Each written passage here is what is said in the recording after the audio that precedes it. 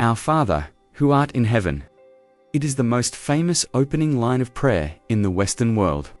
For 2,000 years, Christians have addressed the divine as a male figure, a father, a king, a lord.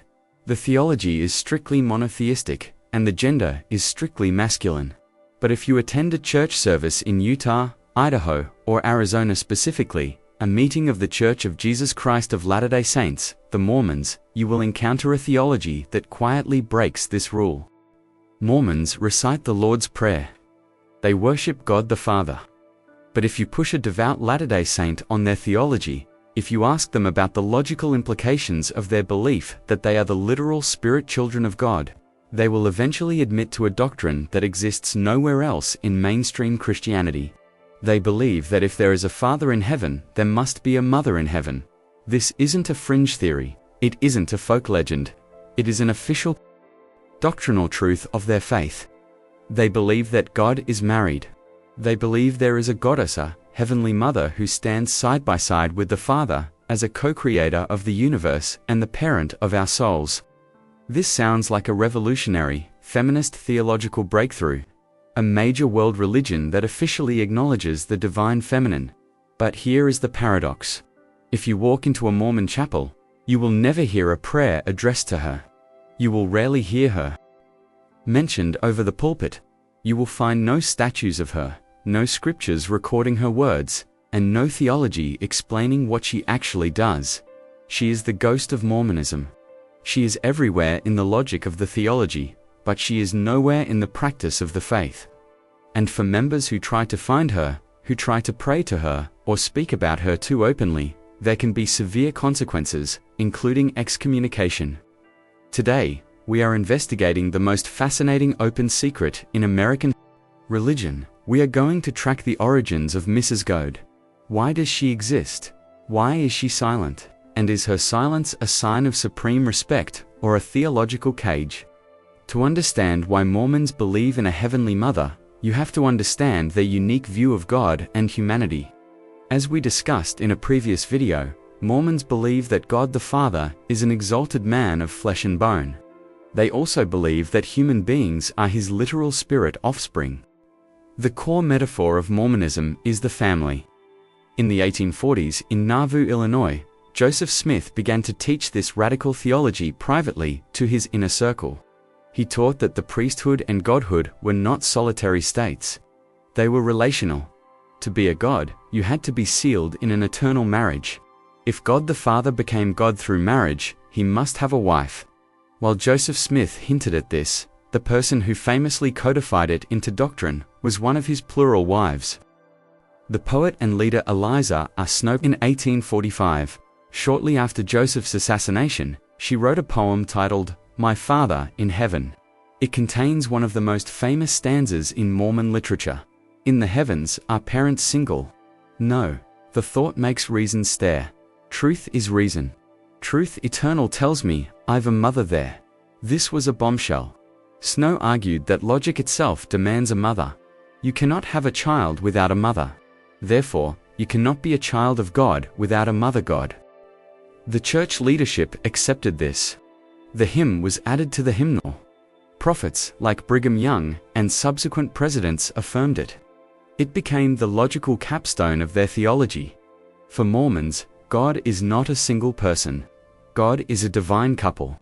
So, by the late 19th century, the Mormons had done something no other Judeo-Christian faith had done. They had officially enthroned a goddess. So, where is she? If you ask a Mormon today, why don't you pray to Heavenly Mother? Why don't you talk about her? You will almost certainly hear a specific, culturally standardized answer. It goes like this. Heavenly Father loves her so much, and respects her so deeply, that he protects her from the blasphemy and mockery of the world. He takes all the abuse, so she doesn't have to. Her name is too sacred to be spoken. This is the protection myth. It frames her silence as an act of chivalry. But here is the religion for breakfast twist. This explanation is not in the scriptures, it's not in the revelations of Joseph Smith. It appears to be a piece of modern folklore, invented in the 20th century to explain away a theological awkwardness. In the early days of the church 19th century, leaders actually spoke about her quite freely. They speculated about her role. Susie Young Gates, Brigham Young's daughter, openly edited a magazine envisioning Heavenly Mother's active role in creation. The silence descended in the mid-20th century. As the LDS Church sought to become more mainstream and respectable, they de-emphasized their weirdest doctrines. Polygamy was out, becoming gods was quieted down, and Heavenly Mother was pushed into the background. The protection myth served a useful sociological function. It stopped people from asking questions that the leadership couldn't answer. It turned a void into a virtue. But critics and feminist theologians argue that this protection looks suspiciously like erasure. If she is a god, why does she need protection? Can't a goddess handle blasphemy? Does protecting her name essentially render her functionally non-existent? By silencing her, does the theology accidentally reinforce a 1950s human gender stereotype? The father works and runs the universe. The mother stays home, silent and invisible. Now, let's zoom out to the broader history of religion. Because the Mormons, in their attempt to restore ancient Christianity, accidentally stumbled upon a very real, very ancient archaeological truth. As we discussed in our "Did God Have a Wife?" video, we now know that the ancient Israelites, the people of the Old Testament, did worship a goddess alongside Yahweh. Her name was Asherah. She was the mother goddess, the queen of heaven. But in the 7th century BCE, a religious reform movement under King Josiah purged her from the temple.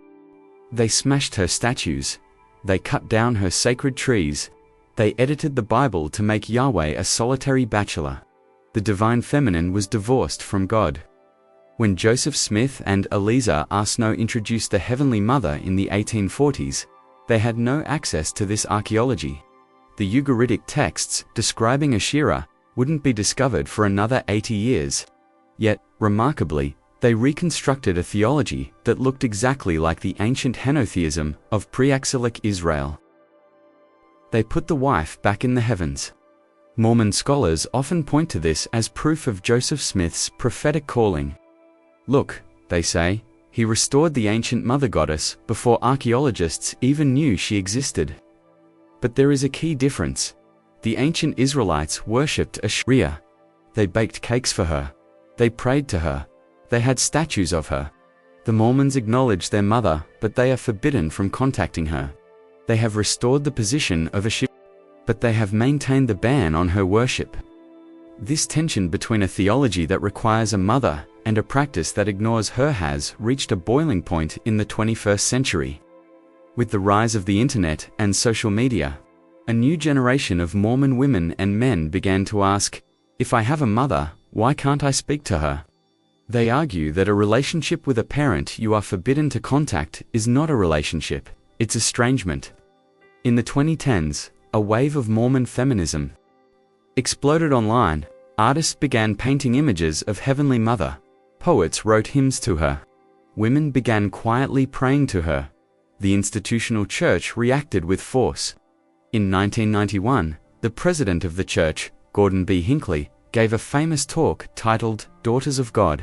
In it, he acknowledged the existence of Heavenly Mother, but he laid down a hard line.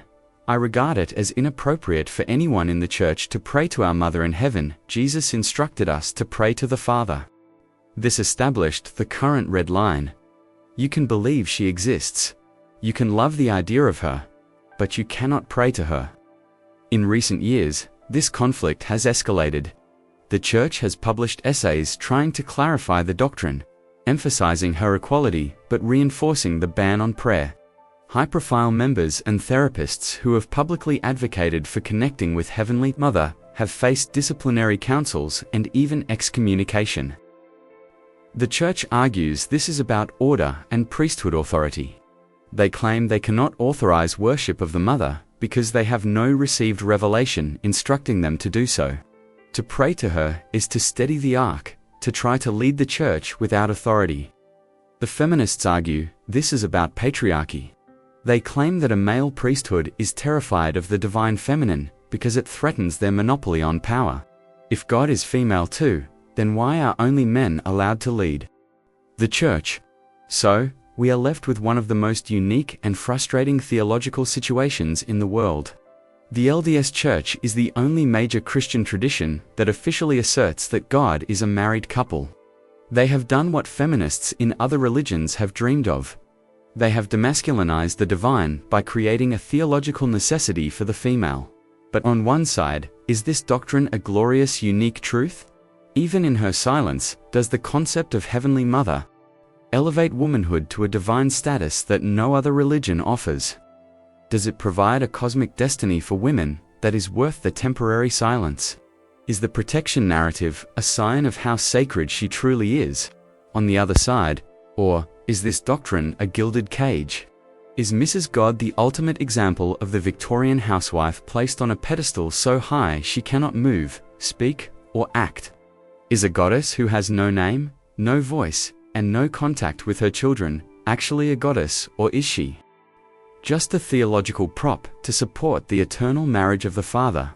Is she the ultimate secret of the universe, or the ultimate silent wife? This is the question haunting the pews of Mormonism today. Let me know your thoughts on this theological mystery in the comments below.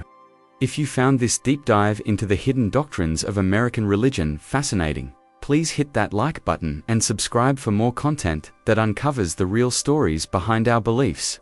Thanks for watching.